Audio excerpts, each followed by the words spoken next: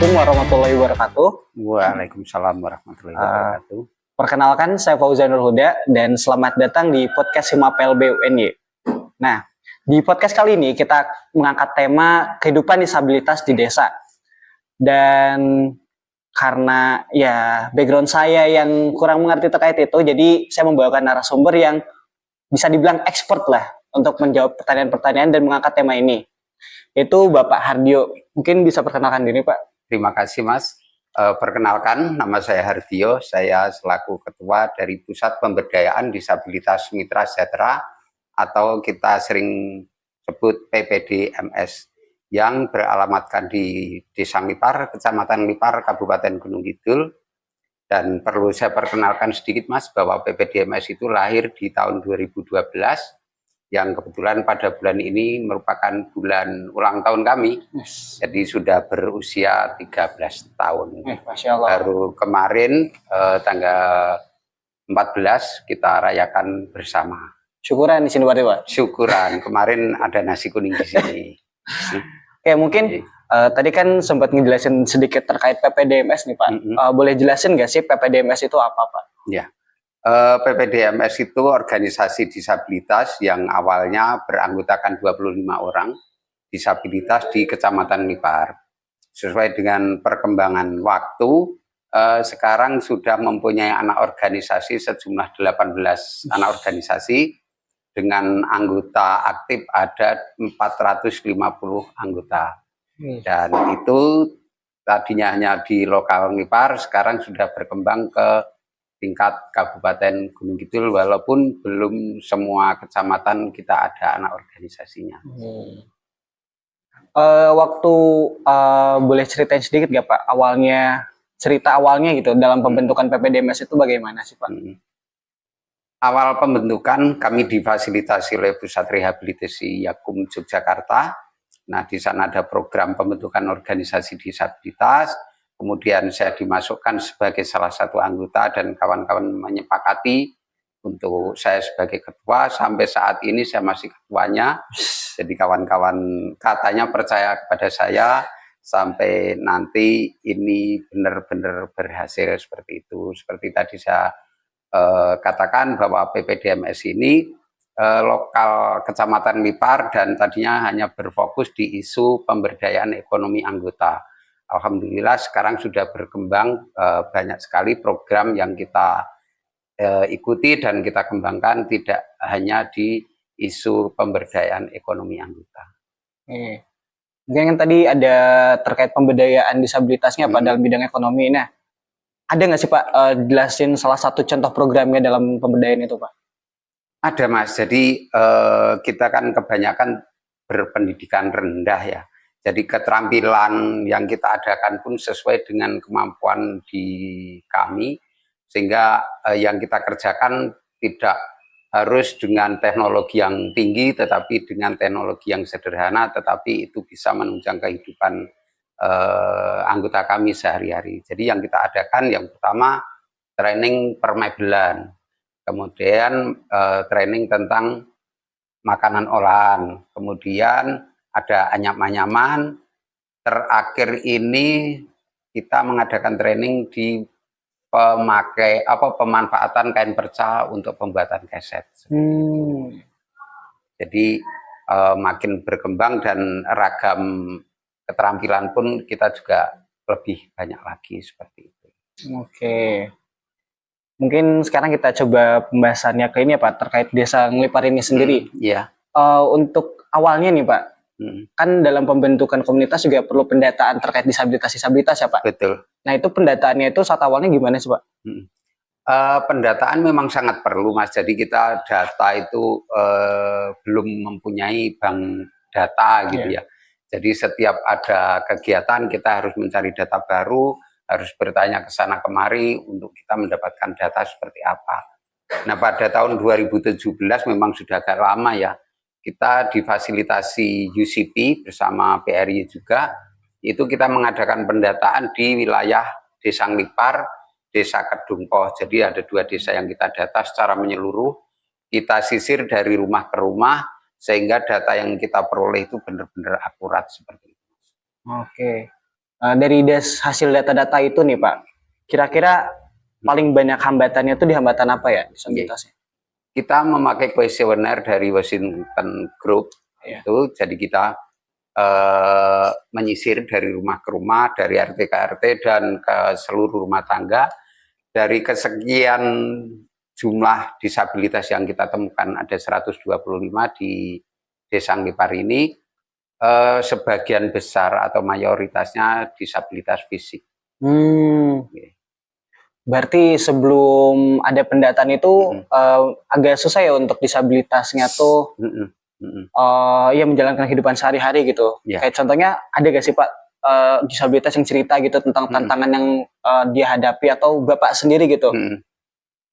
Sangat susah Mas, jadi kita dulu kan tidak punya kawan ya, kawan yang ibaratnya senasib yang kita bisa tempat curhat, bisa mengerti dengan kita, bisa memahami dengan kita, itu kan sangat jarang dan sulit gitu ya.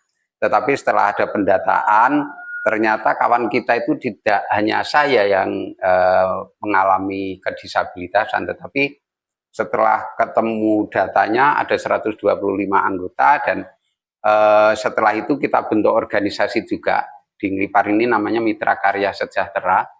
Itu anggotanya 25 orang disabilitas dan keluarga disabilitas. Nah itu kita merasa senang Mas, jadi kita tidak merasa sendiri gitu ya. Jadi ada tempat kita berbagi rasa, ada tempat kita berekspresi seperti apa kita mengadakan kegiatan bersama, dan itu bisa menambah rasa percaya diri kita karena ketidakpercayaan diri kami itu sebagai penghambat utama kami untuk berinteraksi, bersosialisasi dengan masyarakat pada umumnya. Itu juga benar sih Pak. Saya juga pernah nemu salah satu kasus di desa Serandaan ya Pak. Di daerah Serandaan Bantul itu di mana orang tua tuh menutup diri, menutup anak-anaknya ke dunia luar gitu. Entah itu akan ketakutan atau rasa malu. Namun pada akhirnya tuh orang tua itu berani untuk akhirnya tuh menunjukkan anaknya gitu, membiarkan anaknya tuh mencoba mandiri untuk ke sekolah. Itu tuh karena ya orang tuanya tuh saling berkomunikasi gitu, saling curhat gimana sih rasanya. Jadi orang tuanya tuh nggak ngerasa oh saya sendiri nih yang ngerasain kayak gini. Dan akhirnya ya sekarang di sekolah itu tuh orang tuanya pasti ngobrol-ngobrol sambil menunggu anaknya gitu Pak.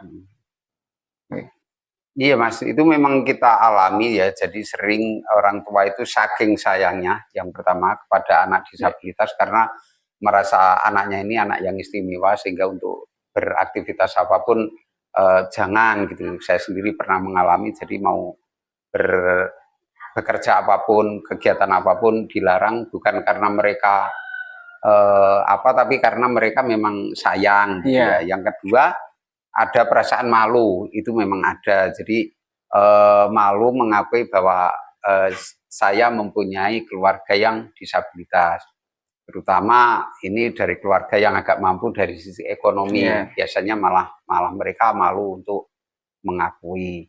Yang ketiganya itu dari disabilitasnya sendiri Mas, karena seperti tadi saya bilang bahwa rasa percaya diri kami itu memang sangat jauh di bawah rata-rata seperti itu, sehingga untuk berkumpul, bergaul dengan masyarakat umum kami membatasi diri. Tapi ini ya Pak, kemarin tuh saya baca buku terkait disabilitas di desa. Itu tuh dulu kasusnya tuh banyak banget orang tua yang berpikir kalau misalnya oh anak saya disabilitas itu tuh karena kelakuan saya gitu. Jadi akhirnya tuh anaknya itu kena karma. Nah mungkin di situ masih ada stigma-stigma negatif gak Pak di daerah sini? Banyak Mas, langsung nggak langsung sering kami dengar seperti itu. Jadi misalnya saya menjadi disabilitas, untungnya saya udah agak dewasa gitu ya menjadi disabilitas. Itu banyak yang bilang pas hamil mungkin ayahnya membunuh binatang apa, pas hamil istrinya pas hamil suaminya memotong ayam tanpa bismillah misalnya seperti itu. Nah kebetulan anaknya lahir menjadi disabilitas itu, nah itu dikaitkan dengan kejadian waktu istrinya hamil, seperti itu. Banyak sekali. Dan yang menyakitkan kami itu untuk stigma itu gini, Mas. Pas saya jalan-jalan sama kawan-kawan gitu ya, itu ada ibu-ibu hamil gitu. Jadi mereka ngelus-ngelus perutnya. Amit-amit jabang bayi aja turun kayak gitu. Nah, itu padahal kami kan juga nggak ada niat sedikit pun untuk menularkan apa yang kami alami kepada mereka gitu. Tapi ya penerimaan ibu-ibu seperti itu. Dan rasa pengucilan itu saya alami karena saya pernah mengalami sekian belas tahun di rumah tanpa kawan, tanpa siapapun. Berarti emang apa ya, tugas untuk mensosialisasikan terkait disabilitas ini tuh ya sangat diperlukan ya, dan sangat berat juga. Berarti dari salah satu program PPDMS juga untuk mensosialisasikan terkait disabilitas juga di sini ya Pak? Iya, jadi pertama menyadarkan kepada keluarganya bahwa disabilitas itu bukan kutukan, disabilitas itu bukan aib yang harus ditutup-tutupi seperti itu. Yang keduanya kita memotivasi kepada kawan-kawan disabilitas bagaimana walaupun disabilitas tetapi bisa berekspresi, bisa berinteraksi dengan masyarakat pada umumnya tanpa terkendala dengan apa yang kita alami seperti itu. Nah, balik lagi ke desa nih Pak. Di Desa Ngelipar ini sendiri Pak, akses terhadap pelayanan umum kayak misalnya pendidikan, layanan kesehatan, dan transportasinya gimana sih Pak di sini Pak? Untuk layanan umum masalah pendidikan itu walaupun Gunung Kidul sudah menyatakan kabupaten inklusi ya Mas, tapi pada kenyataannya juga masih ada anak kita yang saudara kita yang belum bersekolah karena mungkin malu, mungkin kalau penolakan dari sekolah mungkin tidak ada, tetapi malah dari keluarga atau dari anaknya sendiri yang tidak berminat. Kemudian untuk transportasi, seperti pada umumnya di daerah kita ya, transportasi umum sekarang sudah nggak ada. Nah itu memang menjadi kendala kami sebagai disabilitas untuk kemana-mana kita memang terkendala dengan sarana transportasi. Dan itu kalau kita ada acara yang agak jauh harus ngojek, itu yang bisa ngojek. Kalau pemakai kursi roda harus sewa kendaraan roda 4. Nah itu memang sangat merepotkan. Untuk tempat-tempat umum yang sudah lumayan akses ya, itu di Balai Desa Ngelipar sudah akses, kemudian di Puskesmas 1 sudah lumayan akses. Ini juga untuk transportasi juga Bapak kan akhirnya custom motor sendiri ya, iya, Bapak sebagai pengguna kursi roda ya Pak. Oke, terus kalau misalnya dari desa itu sendiri, mungkin desa, kelurahan atau kecamatan gitu ada pendampingan nggak sih Pak untuk disabilitas atau disabilitas lansia gitu, anak-anak? Pendampingan secara khusus tidak, tetapi fasilitas gitu ya. Dari desa kami Mitra Karya Sejahtera atau PPDMS, anaknya PPDMS itu sudah difasilitasi dana untuk mengadakan pelatihan, untuk mengadakan kegiatan. Jadi kita dialokasikan dana 5 juta per tahun itu kegiatan organisasi. Berarti emang PPDMS sudah dilibatkan ya? Sudah. Di pemerintahan desa. Ya, mulai dari perencanaan, kemudian pembahasan itu kita sudah dilibatkan. Oke. Lalu ini sih Pak, kan dalam sosialisasi mengenai disabilitas ya Pak ya, itu kan bukan dari kita aja ya Pak, sebagai mungkin orang yang mengajak, tapi juga keluarga juga perlu sadar akan hal itu. Tadi kan juga Bapak sempat ngebahas nih, Bapak dan teman-teman PPDMS tuh udah sempat mensosialisasikan ke keluarga-keluarga. Nah itu tetap apakah tetap ada penolakan gitu dari keluarga itu, atau akhirnya bisa menerima akan hal itu? Penolakan secara langsung biasanya tidak Mas, itu karena kita sudah punya trik-trik tersendiri gitu ya. Tetapi seringan begini, kalau yang mengadakan sosialisasi dengan disabilitas itu kawan yang non disabilitas, itu memang agak kesulitan, sehingga untuk mengajak kawan-kawan disabilitas ini pertama berinteraksi itu memang harus mengajak kawan disabilitas yang sejenis, seragam dengan yang dialami. Misalnya pemakai kursi roda yang mendekati juga harus memakai kursi roda, yang tunanetra juga yang tunanetra, seperti itu. Karena beda personal, beda pendekatan, Mas. Jadi misalnya pemakai kursi roda yang mendekati non difabel gitu ya. Nah, itu nanti misalnya, ayo Mas, besok kita ke balai desa terus kita begini, atau kemana kita terus begini. Kan mikirnya saya, Mas, itu iya, jenengan bisa kemana-mana karena jenengan enak bisa berjalan. Nah, saya mau ke balai desa yang jaraknya 1,5 kilo, kalau memakai kursi roda padahal jalan kita ada tanjakan, ada turunan, seperti apa? Nah, itu kan perlu pemikiran, Mas. Tapi kalau yang mengajak itu sesama pemakai kursi roda kan bisa bercerita, caranya begini, nanti kita ke sana seperti ini, begitu. Dan pemakai kursi roda itu memang yang paling berat menurut saya, karena mau ke kamar mandi kita butuh space yang lebar, mau ke pendopo kita harus butuh sarana RAM dan lain-lain. Sehingga kalau kawan-kawan difabel lain bisa ke pendopo kelurahan, pendopo kecamatan dengan mudah, itu kawan-kawan yang pemakai kursi roda harus punya perlakuan tersendiri. Ini, oh iya Pak, ini kan karena kita kebetulan di lokasinya di SLB Putra Sejalan ya. Betul. SLB yang juga salah satu penggagasnya juga mungkin Bapak ya Pak.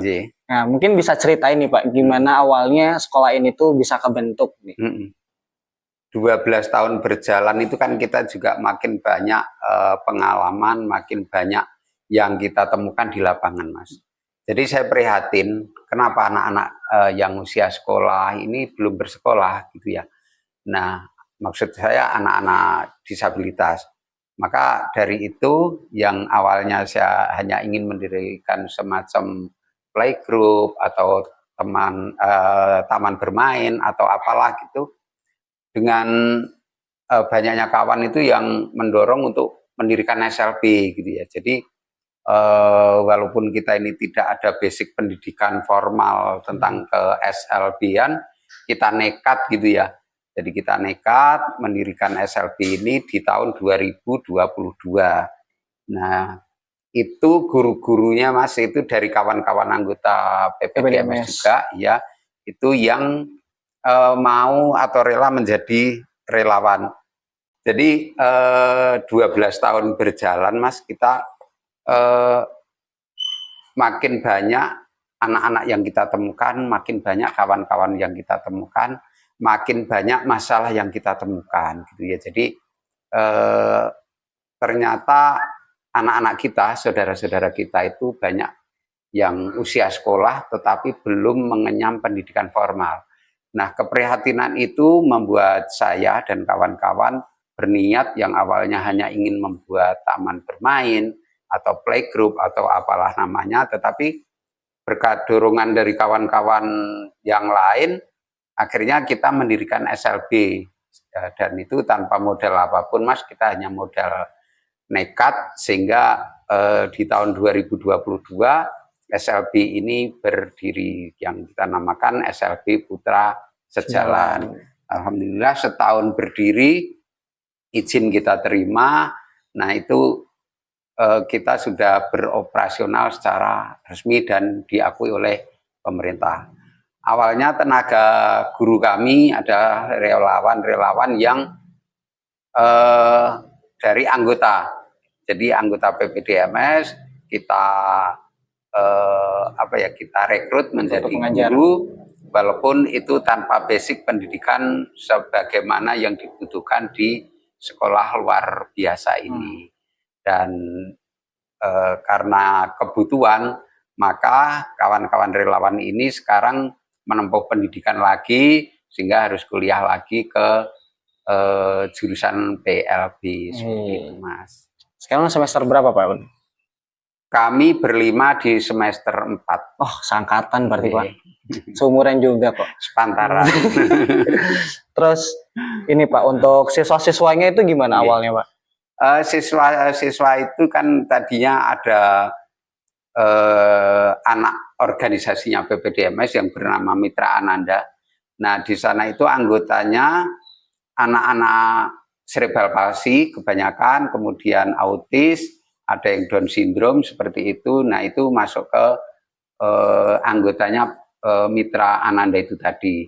Kebanyakan siswa kami adalah anggota dari Mitra Ananda. Ah, iya. Tapi untuk SLB yang terdekat dari sini itu kira-kira jaraknya gitu Pak, apakah jauh dijangkau untuk disabilitas? SLB terdekat itu kalau tidak salah SLB yang berada di Ngawis. Kalau dijangkau mungkin sekitar 40 menit sampai 1 jam, Mas. Itu buat orang Gunung Kidul termasuk cepat atau lama? Ya dekat versi kami. Ya, versi kami ya jauh ya. Versi kami. Ya karena itu berada di Karangmojo, Mas. Kita harus lewat wilayah Wonosari dulu, baru masuk Karangmojo. Jadi dari Lipar, Wonosari, Karangmojo. Kalau yang ke Wonosari itu kita juga lumayan jauh gitu, dan kendala kita kan untuk antar jemputnya, Mas. Iya. Anak-anak kita kan perlu diantar, dijemput seperti itu. Berarti terus untuk progres sekolahnya nih Pak, kedepannya tuh mau apa nih Pak? Sekolah ini kan masih menumpang ya, Mas. Tempatnya saja masih menumpang di sekretariatnya PPD Mitra Sejahtera. Harapan kami ke depan ya kita punya gedung tersendiri gitu. Jadi seandainya di PPDMS ini ada kegiatan KBM yang ada di sini tidak terganggu. Ya. Berarti untuk sekarang tuh terkadang kegiatan PPDMS bertabrakan dengan KBM juga. Betul, iya. Seperti kemarin kegiatan PPDMS yang menghadirkan 200 orang, di sini ada kegiatan belajar mengajar, mau nggak mau ya terganggu seperti itu. Akhirnya ada salah satu yang dikorbankan ya. Iya. Oke. Mungkin untuk terakhiran nih Pak ya. Ini sih harapan juga dan kendala dalam mewujudkan lingkungan yang inklusif dan ramah disabilitas gitu, khususnya di sini itu Pak. Harapan kami, Mas, itu tidak muluk-muluk ya. Jadi dompet kami terisi penuh, perut kami kenyang, pendidikan kami terjamin, itu sudah cukup bagi kami. Dan kepada keluarga disabilitas, jangan malu mempunyai keluarga disabilitas. Dan bagi disabilitasnya sendiri, jangan malu, jangan merasa minder karena kita sama dengan mereka. Betul. Tuh, bisa dicatat kalau misalnya disabilitas itu bukan limited, tapi limited edition. Oke. Mungkin nih Pak, apakah ada ini nih Pak, closing statement ya Pak, atau kata-kata penutup nih Pak untuk menutup podcast ini nih Pak? Yang mungkin entah itu apa ya Pak, terkait semangat gitu atau harapan yang lebih dari tadi gitu mungkin. Apa ya Mas? Ini ada di ini kok Pak, di luar itu. Ya, jangan sampai ada yang tertinggalkan. Karena inklusif itu artinya kan mengajak ya. Betul. Jadi jangan sampai gak semua terajak. Karena ya bisa diingat juga kalau katanya kan Gunung Kidul ini udah jadi desa inklusif gitu Pak. Kabupaten inklusif. Oh ya, kabupaten inklusif Pak. Di kabupaten ya. Iya. Mungkin untuk podcastnya sih segitu dulu aja ya Pak. Terima kasih telah bersedia gitu untuk menjadi narasumber di podcast Himapel B ini. Iya. Mohon maaf jika saya pribadi ada salah-salah kata atau kami Hima kurang persiapan atau apa gitu Pak. Mungkin sekian juga untuk podcast kali ini. Terima kasih telah menonton. Wassalamualaikum warahmatullahi wabarakatuh. Waalaikumsalam warahmatullahi wabarakatuh.